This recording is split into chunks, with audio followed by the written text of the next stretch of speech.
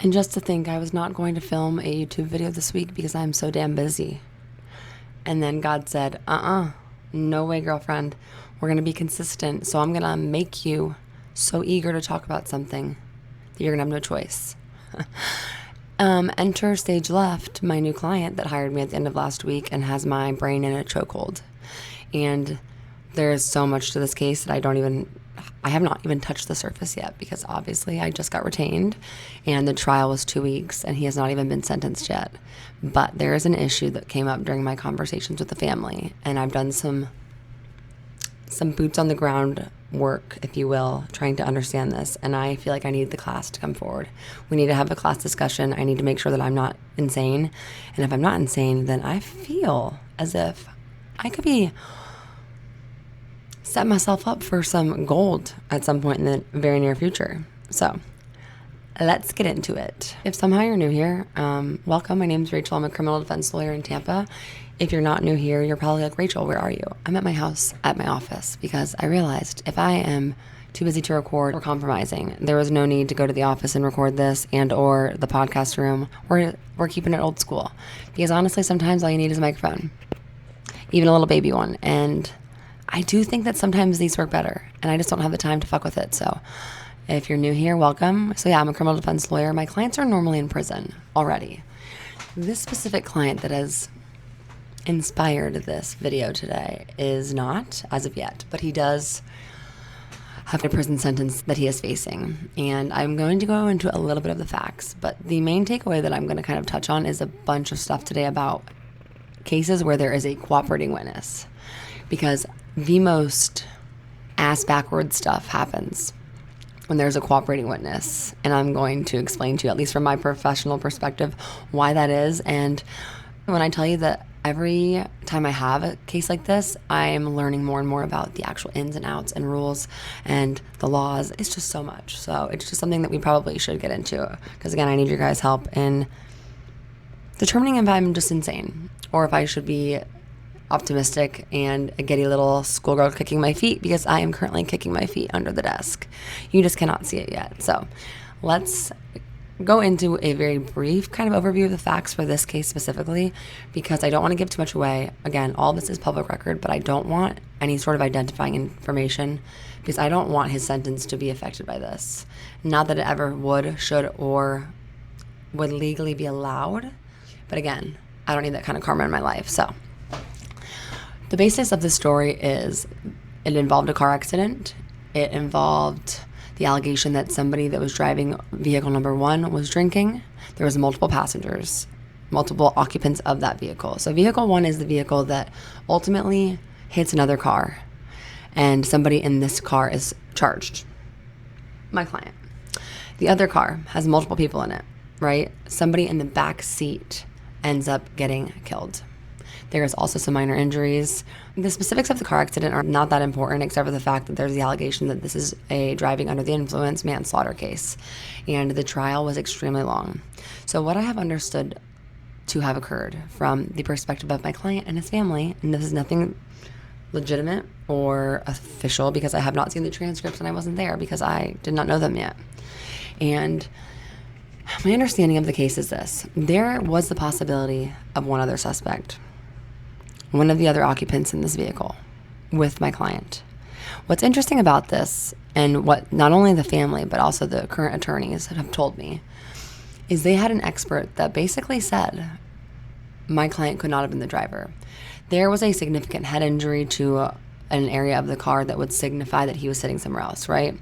However, the state of Florida was able to somehow pull the most insane rabbit out of its hat and find somebody that would be able to offer some sort of an opinion, from what I understand, that even as the driver, he could have still hit his head in this way. I don't fucking know. That does not make sense to me, and that's not my problem today. That's not my concern. That's a problem for another day. My question and my concern today involves the other suspect in the vehicle with my client. Again, I'm not saying how many occupants were in this car. I'm just suggesting that one of them obviously could have been in the front passenger seat.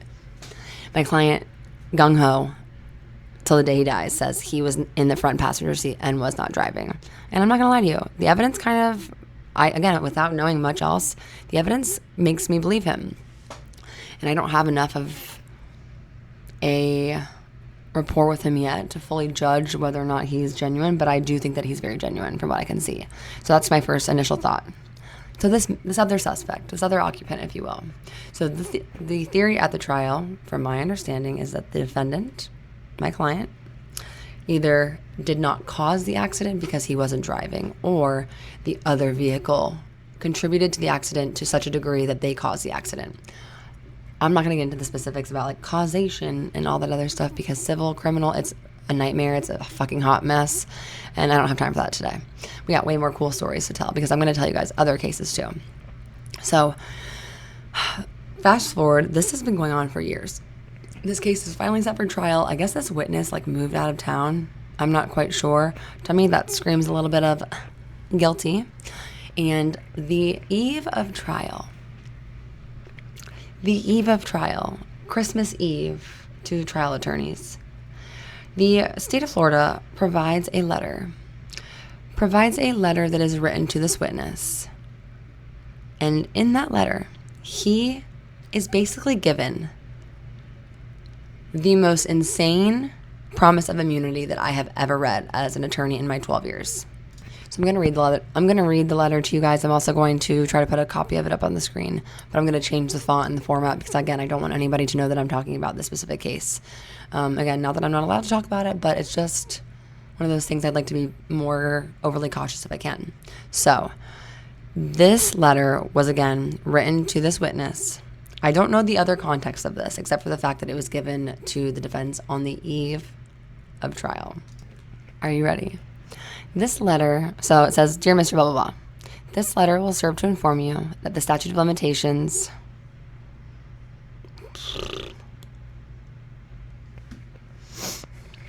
Okay, are you ready? It says, like, dear, we'll call him Joe Smith. "Dear Joe, this letter will serve to inform you that the statute of limitations for criminal offenses in connection with the crash that occurred at the intersection of blah, blah, blah, blah, blah, blah, has expired. Consequently, the state of Florida is statutorily prohibited from bringing any new charges or charging any new defendants, including you, in connection with this case. As a practical matter, this means you cannot be charged with DUI manslaughter or any associated charges, even if it were to become appropriate to do so." I'm assuming perjury and stuff like that. "Furthermore, the state of Florida hereby grants you immunity from prosecution for perjury, should you suddenly elect to change your testimony in this case. This grant of immunity is unconditional. As a witness in this criminal case against blank, you are required to testify truthfully. The purpose of this letter is to ensure that your testimony is the product of your truthful recollection and not influenced in any way by fear of potential adverse legal consequences." So first things first, I would love some commentary. Has anybody ever seen an immunity letter like this? Because I have represented hundreds of clients. I've had hundreds of cooperating witness cases. Immunity out the asshole. I've had clients that have literally never met people in jail, and they will find a way to get access to their paperwork, and they want to be cooperative. They want this credit. I've never seen anything like this before, and I'm going to explain to you why. It is, in my opinion, not only improper, but it's a violation of a multitude of rights for a multitude of reasons. Also, shout out to my friend Eric, because when I got this case and I got this letter, he works for the enemy in another county, and I called him so fast. I'm like, listen, I don't have a lot of friends that I could call and reach out to that I trust and that are smarter than me, except for you. So he validated my concerns, but we had more questions than answers, hence why you guys need to get involved now, okay? So I think before we actually go through this line by line, because I want to keep you guys on the edge of your seat just a little bit, I gotta keep you present for just a moment. I think it's important that some people that might be watching might not know what a cooperating witness is. And this is kind of, I don't know if this guy definitely fits within the definition of that, but he's definitely close because of the fact that the state of Florida obviously wants the defendant, in this case my client, and they are willing to clearly do whatever it's going to take to make sure they get that conviction. So in terms of like what a cooperating witness is at all, it is normally somebody that is either like a co-defendant, a jailhouse informant, aka a snitch, a confidential informant, a witness who is receiving a deal. So that could be either a reduced charge or reduced sentence. A lot of the times they won't be sentenced yet, so they can make sure that they actually comply with the terms of the agreement. So that leaves us with immunity. Immunity. And I don't mean immunity in terms of like your immune system or anything like that. It also doesn't mean like a straight up get out of jail free card. It does not mean anybody's innocent. It pretty much means the government wants to use you so they can get somebody else.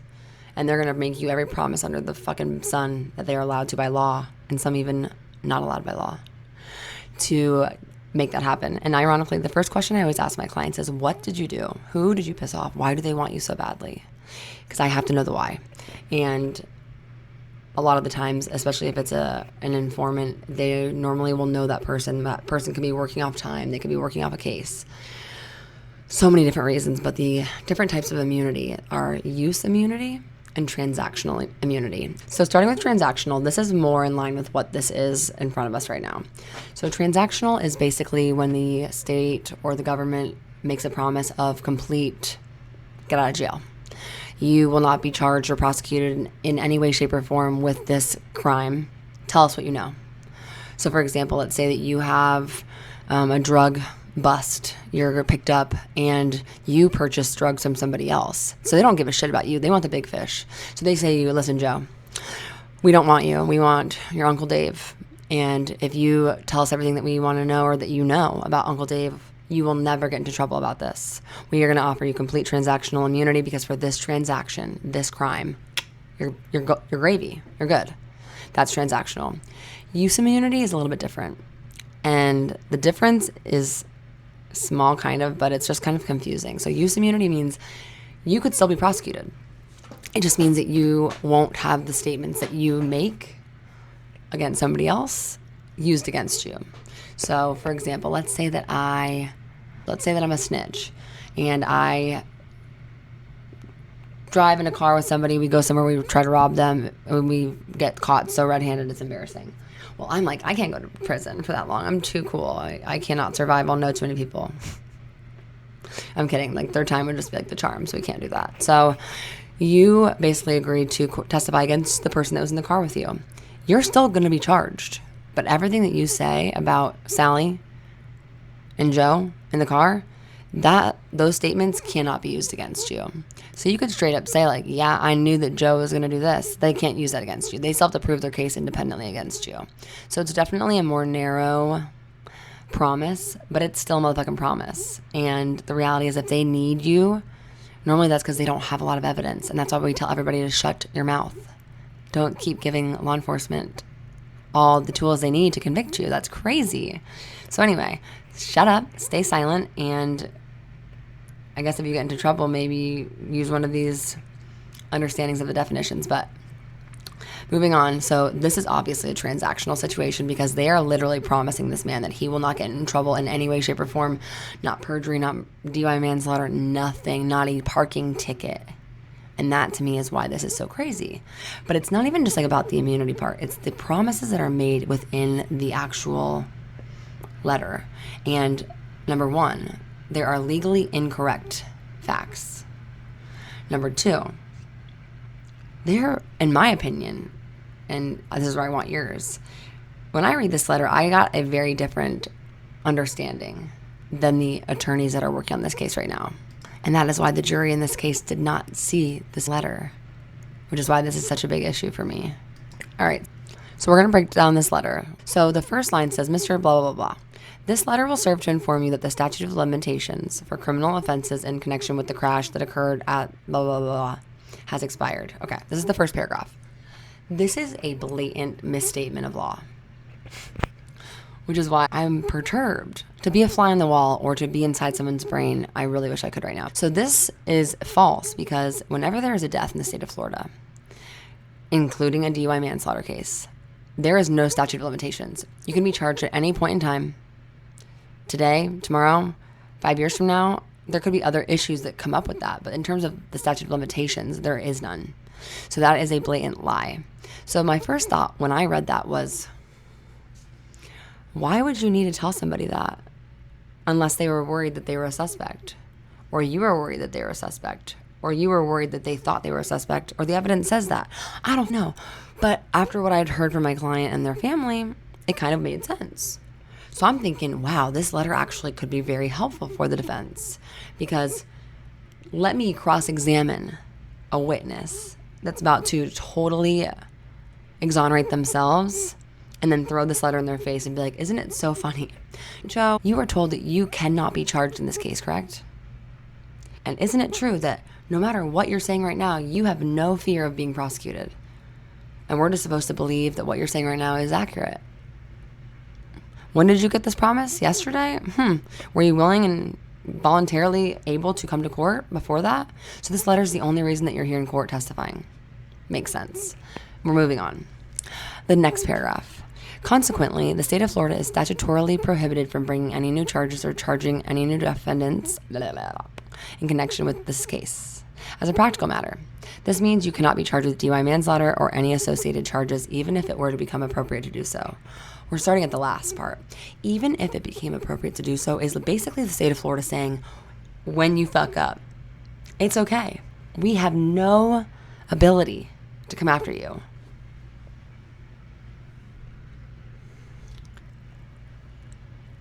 All I can see is every person in jail that wants to get out of jail getting a letter like this and being like, oh, hell yeah, let's go buck wild. I'll tell you whatever you want to know. I can't get in trouble. Fuck yes. I was absolutely in that car.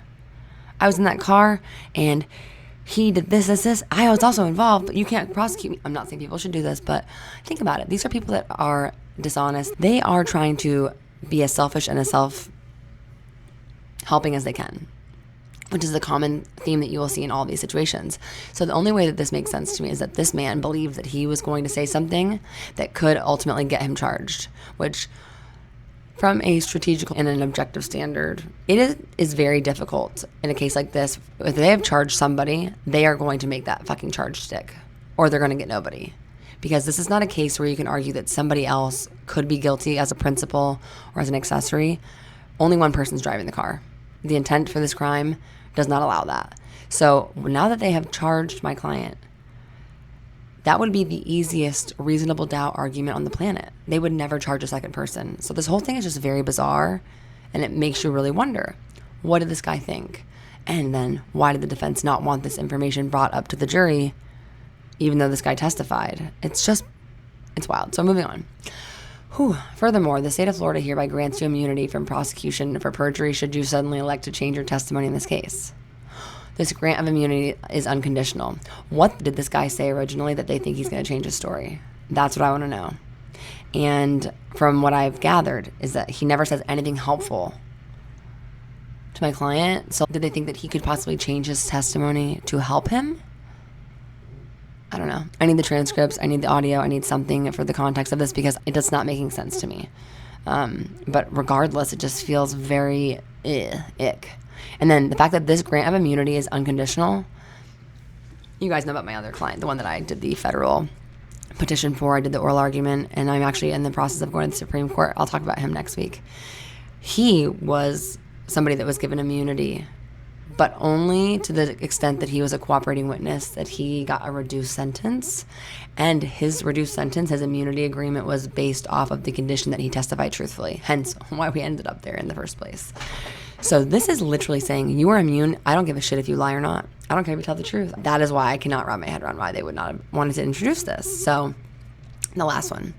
As a witness in the criminal case against you are required to testify truthfully. The purpose of this letter is to ensure that your testimony is the product of your truthful recollection and not influenced in any way by fear of potential adverse legal consequences. Again, what about his testimony made him so concerned? And what about his testimony made the state so desperate to have it? I fear that I won't know these answers until I get deep into the appeal, which has not even started yet, but this letter in and of itself is just a very big red flag to me, and I want your guys' opinions. Do you agree or do you disagree? So when I talked to the attorneys about this on the phone last week, I basically said, this is the biggest thing that I see. Can you explain what happened? And they're like, oh yeah, we did not want that to come in. I'm like, okay, why? I'm wondering why. And from what I gathered, their interpretation of this was essentially that this would have been something that would have helped to establish his credibility. I'm going to be very honest. And I do not know because I'm speculating. But that seems like a misunderstanding. And that is where this is a bigger problem, because the state of Florida did not disclose this letter until the eve of trial. If you are receiving a letter on the morning of trial, you're already stressed, you're already worrying about a million things. To sit there and fully contextually understand what this letter means, you need time. You need time to really strategically sit down and think about it and examine it word by word, line for line, talk to this witness and figure out exactly what he's going to say, what he thought he was going to say. I would be like, I need to depose this witness again. What is he going to say that's suddenly different? Why is he worried? If your guy's case is so ironclad shut, then what is the issue? So they came to the opinion that this letter was not going to be helpful. And I think because of the late disclosure, the judge was also very quick to agree that it should stay out. This trial was weeks. So many witnesses, experts, law enforcement, lay witnesses. The problem was they had to have that many experts and that many witnesses because the conclusion was not clear. It was very muddy. There was a lot of inconsistencies, a lot of question marks, a lot of unanswered questions, and a lot of voids in the timeline and the events, and voids in what people remembered. Again, I did get this off the clerk's website, so it is public record, but it don't sit right with me. So I want your guys' thoughts on that. But when I saw this letter, the reason that I thought it was so important is because I see so often cases that rely so entirely on a cooperating witness who, in my opinion, has everything to gain, right? This guy's got nothing to lose. And again, the sweeter the story, the better the outcome for you. If you help them secure the conviction for whatever reason, whatever the underlying basis is that they want this person so bad, you help them get that prize, you're going to get that bag. You're going to be out of prison or out of jail so fast. And the reason that I say this is because I've witnessed it. I have seen witnesses change their stories so fast if they're offered that opportunity. I've seen witnesses reach out to law enforcement when they get into trouble because they are so eager to fix their own situation and fuck over somebody else that they know. So I'm going to go over a couple of other examples with you guys because I had to testify in a case involving a cooperating witness about a month and a half ago, and I had to cuss in court. So that was extremely life-altering because I was mortified. I think that I was breaking out in hives. But so this case, I've actually discussed this case on my TikTok. This is the case, if you all remember, I'm not going to give the first name. I'm not going to give the name or where he's at because I know that the prosecutors are watching. So I just want to say, hi, ladies, you're both beautiful. I'm sorry again for calling you a bitch. And that's the word that I had to say in court. Because this is what happened. So long story short, my client went to trial for a robbery with a firearm charge. Because of his priors, he was going to receive a life sentence or something very close to that. What's so interesting, though, is he was only charged months after this took place because his cousin came forward, and he only came forward after he was arrested and was in jail on something else, came forward and wanted to get his cousin back because he knew that he had broken into his house a couple months before and he would not give him his shit back. So he said from the very first moment, I'm here for revenge. He also is very, very, very obviously eager to help himself. And this is a very common pattern with this individual as the years go on. So he gives one set of answers, he does an interview, he does another interview, he eventually becomes a witness. He eventually testifies at the trial, and the testimony at trial is very narrow. There's not a lot of open-ended questions. You can know that prosecutor was like, I need to keep this as to the point as possible. The more you stray away from the direct questions, like the basic ones, the more inconsistencies are going to come up. The more credibility issues are going to show. Because the testimony changed a lot. Oh, and did I mention that this guy's not actually his cousin? His story about where they were made no sense at all. Geographically, directionally, with the people, they didn't know each other. And my client ended up calling all the other witnesses that this guy said they were all with, and they all were like, no, we weren't. I'm getting ahead of myself. So he testifies at this trial, and my client is found guilty. At the time, there was an allegation that my client may or may not be associated with a relatively high-ranking gang in the state of Florida. And there was no proof of that. It was not discussed during the trial. And from my experience, if there was proof of that, if they could have made it relevant, they absolutely, positively would, because I hate to say this, but people hear the word gang. People hear the word Bloods. First of all, they think of like the old like hand sign, but then they instantly think of, okay, he's a criminal. He's a bad guy. So I have always been of the school of thought, and I've seen this in practice. If they have the proof and they want the proof, everybody wants the proof. The state of Florida is going to put that evidence on, especially if they can connect it. Especially because of what we learned later, right? So my client gets found guilty, fast forward, blah, blah, blah, blah. A couple of years later, the witness, aka the non-cousin, reaches out to, I believe it was to my office. I can't remember the specifics of the original discussions, but he comes forward and he says, I want to come forward and tell the truth. I want to recant my testimony from trial. I also want to disclose that I think that the state of Florida committed a couple of other significant issues. So I'm like, okay. I talked to him. I'm like, so what do you want to say? Like, what do you want to testify to now? And he's like, I will testify what actually happened is that they scared the shit out of me. And I felt like I had to go through and tell the truth in order to get what I needed to get. You know, he felt coerced. He felt a little bit threatened. And this is the part where he said there was further violations. We learned very quickly that in the days before the trial, this man, who was homeless, by the way, he did not have a permanent residence. He would stay kind of like on people's couches, and he had a girlfriend that was on and off again. The state of Florida put him up at a hotel for a month, provided him with food stamps, financial benefits in terms of like Winn-Dixie gift cards. They drove him to and from the trial, which is understandable, right? Okay, so fast forward to now.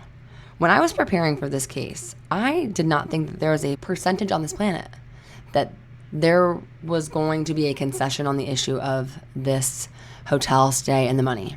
Because I knew if they conceded that, they were also conceding that they did not tell the defense. And sure as shit, I was wrong, because they conceded, number one, that they did not tell the defense, which I already knew because I called the lawyer as a witness. However, what we found out was that the state of Florida did not think that they had to disclose it because of protection reasons. We're going to get to that. So these two issues go hand in hand because we raised prosecutorial misconduct and then the newly discovered evidence of this recanting witness. 1 week before our hearing, I do this with all my witnesses and my clients. I have a policy with my office where I record phone calls now because of situations like this, because of clients threatening, and just honestly, a lot of the times it's done for my own work product because I will forget what I promise, and I'm trying to be better about that. So this helps me to kind of keep things in line, and it's just easier for us to store things as a work product conversation. So we get everyone's consent when they sign their release and their retainer agreements with us. So the week before the hearing, I set up a phone call with this witness who's in prison on another charge. Keep in mind, we had also learned that the state had threatened him at some point in time. They were basically giving him more time for that DOC charge because he was cooperating in this case. So during this recorded phone call that I have with him 1 week before, I don't ask him, I don't pry. He just unloads. I can't wait to tell the prosecutor exactly how wrong she was, and I can't wait to tell the judge exactly what this was. I can't wait to correct my statement. I cannot wait to tell the truth. I ain't afraid of my client. I was afraid of the prosecutor, all this stuff. Basically, without me asking any direct or like leading questions, he was leading me to the gallon of water on a hot day that I need, and I'm going to drink it. Like, I was like, oh yeah, this sounds so good. We're doing great.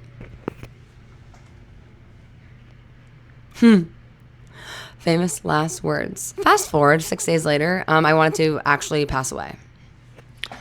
So in these types of hearings, if you have a witness that's going to come forward and they're going to recant, obviously there is the consideration and the question of perjury. You have to normally, under the law, provide a friend of the court, if you will, to these witnesses so they can talk to a lawyer about what their possible consequences could be. So they have to be able to make the decision of, if you are about to incriminate yourself, you have the right to remain silent. Anything you say can and will be used against you in a court of law. Here. You could also be charged with perjury if it can be proven that you knowingly made false statements under oath in an official proceeding. So they normally will say, let's give them a lawyer. So this always comes up normally at the beginning of a hearing, and I always will bring it up as well because I don't ever want to go through all of this and then have this witness like say that it was unfair. So I tell the judge, I'm like, I think that would be a really good idea, is to have him possibly speak with a public defender or a friend of the court. This is when the prosecutor stands up and she goes, I don't think that that's going to be necessary. I don't think he'll need that. I'm like, my client looks at me dead ass and goes, what the fuck? He folded. I go, no, he would not have folded. I go, I just talked to him. Kicking my feet because guess what? I was not the last one to talk to him. He takes a stand and then proceeds to say, keep in mind, I'm the one that's calling him as a witness. So I instantly am like, Your Honor, permission to treat this witness as hostile because I'm like, I'm leading the fuck out of you. I'm not going to direct examine you because you're lying. So I get up there. I'm like, how you doing, sir? He's like, he would not look at me. I go, look up at me. I go, I want you to look me in the eye and talk to the court when I'm asking you questions. I was like, so, you know, we're here today because you've provided a sworn affidavit and you're recanting. He's like, I'm not recanting. I'm like, that was fast. I swear to God. I was like out the gate. I'm like, so let's talk about these affidavits. I went through line by line, word by word. I'm like, is this true or false, true or false, true or false? He didn't understand that swearing to an affidavit could also subject him to perjury. So all of a sudden he's like, I lied to you. I was offered $10,000 by your client. And I'm like, where's the money? If you were offered all this money, why would you ever have done a single damn thing until you got anything? He had no proof of anything because it was a lie. I knew something had happened. So I asked him straight up, I go, when's the last time you talked to the prosecutor? The same prosecutor that I'd already argued was involved with some sort of misconduct. He goes, yesterday. This man was transported back from the Department of Corrections to the county jail. Before he could even get through booking, he was whisked away to the state attorney's office for a secret meeting. And don't get me wrong, this is not illegal, but it is not only very concerning, it looks horrible, especially when there's a misconduct allegation. But it's just unnecessary, and again, it goes to the ethical and the integrity of this case, which in my opinion is zero now because of the actions of this specific prosecutor and the rest of their team, which is why I'm not going to say their names because it's not important. I'm not here to drag anybody. It's just to spread awareness about how much this happens all the time. So I get all this information. At this point, I'm pissed. I'm like, this feels like tampering, but it's post-conviction, so it is different. So we go through this whole hearing. Well, the weekend goes by. Monday comes around. I'm sitting doing some work. And all of a sudden, I get a video call. It's the witness. I'm like, oh my God. It caught me so off guard. Like I normally would record. He gets on the phone. He's like, I'm sorry, Rachel. I'm like, sorry for what? And he's like, she threatened me with perjury if I went to court and said what my affidavit said. And I responded, I said, that bitch. Hence, ultimately, what you'll find out is I had to go to court and say that. But it was just emotional, right? I had been made to look like a fool. It felt as if this whole thing had been such a joke and I just, wasted my time. So I immediately file a motion. I was so livid. And unfortunately, what ended up happening was because of my role as an attorney on this case, there was an issue with the recordings of this video. Normally, there would be recordings of any video visit in a jail, unless it's attorney-client privilege. I'm not his lawyer, so it should not be privileged, but there was an error. This video was not recorded, but we thought it was at first. So the state requested that they be able to get a copy of it. And I ain't gonna lie, I was sweating. I was shaking in my boots because I knew that I had called her, and in my opinion, an inappropriate word. I'm sure there are much worse things that people call other people, but in that moment, I was so overwhelmed and so frustrated that it was the first thing that came out of my mouth. And I was mortified about it because it's not who I am. It's not my character. And that is the last thing that I ever would want the state or the court to ever think about me. So before we even knew that it wasn't available, I actually went out of my way and reached out to the prosecutor. And I basically said, listen, I want to apologize. I was caught up in frustration and I might have said something that was inappropriate. I was like, but it is nothing directly about you. I go, it's not a personal or even a professional feeling at this point. I go, I was just very frustrated. Never acknowledges it, etc. Well, that email ended up fucking biting me in the ass because when they could not obtain this video, we kind of all came to the agreement that if this allegation was going to be put on the record, then I would have to testify. And I did. Oh, I testified for hours. I walked through my role in the entire case. I walked through the fact that I had recorded the phone call the week before. I played that phone call in court, caught this witness in multitude of lies because when we went back to court, the witness still continued to lie and said that I was making shit up. But he did admit that he literally was put up in a hotel for over a month that started before this trial, that he was given all this stuff. But again, the state tried to argue that if he wasn't homeless, it wasn't a benefit, it was for protection. Okay. And that was because, I guess, on the second day of trial, he received a threatening photograph of him leaving the courthouse, which he was in police custody anyway, so I don't really understand that part, but that's kind of like the gist of the issues. So this witness did not end up recanting. He basically made a mockery of the whole thing. And keep in mind, his testimony from the very beginning never made sense. It did not make sense. It was so out of whack, inconsistent. And he said that he knew people that he didn't know. It was just, I proved that he was lying. So fast forward. So the question I always want to know is, why is this person motivated? This person was motivated because every time he cooperated, he was facing a new charge that possibly put his ass in prison for a long time. For example, this is the most recent one. He didn't want to go to prison for 5 years for perjury. And from his perspective, the state could do that. Before that, he was facing 2 charges. He was originally offered 36 months. When the state found out that he was cooperating and helping out my client, they said, nope, never mind, sorry, and they gave him the max. So there is the basis for this man to be concerned that the state of Florida can do this to him, and they will.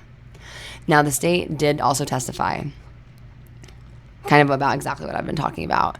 And I'm not going to comment on it because my professional opinion is probably not the professional, and it is what it is.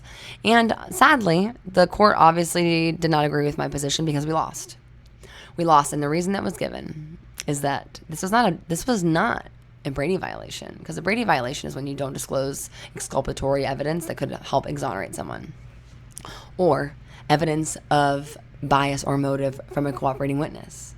Money, housing is all part of that. But the court said this was not a benefit. This was a safety thing. This was a protection thing. So she didn't have an obligation. The court also found this witness to be credible. They did not say that anybody else was incredible, but I really wanted to say, so is the court making a finding that a lawyer in good faith, in good standing with the Florida bar, is less credible than a 20 times convicted, dishonest human that's been caught lying? Okay. I digress, but anyway, so I did a rehearing, a motion for reconsideration, because I was so pissed. And I basically pointed out, and this is where I would love some more feedback, at what point did we just decide out of nowhere without any support that we could choose, cherry pick which pieces of evidence we give to the defense if there's a safety issue? The reality is you always have to disclose it. There might be a different manner in which you disclose it if there is a protection or a safety issue of concern, but you have to disclose it. It is still a benefit taking what this guy said at face value. And also his trial attorney was like, I absolutely should have had this information. This would have changed this case. So she was not happy, and I called her as a witness at this hearing as well. And if I have not made this very clear, this entire case came down to this witness. The prosecutor admitted that without his testimony, they would not have been able to establish their case beyond a reasonable doubt. So the credibility of this witness was also critical because of how important he was to their case. So any little bit of information that could have tipped the scales into showing that he was a lying opportunist that was always seeking something of value for himself and was very selfish would have been glorious and would have absolutely changed the outcome of this case. So I did my motion for reconsideration. I also basically said, like, the fact that the court is finding that this witness is credible is interesting. He did admit to a lot of things. So you don't get to have your cake and eat it too. So that is still pending.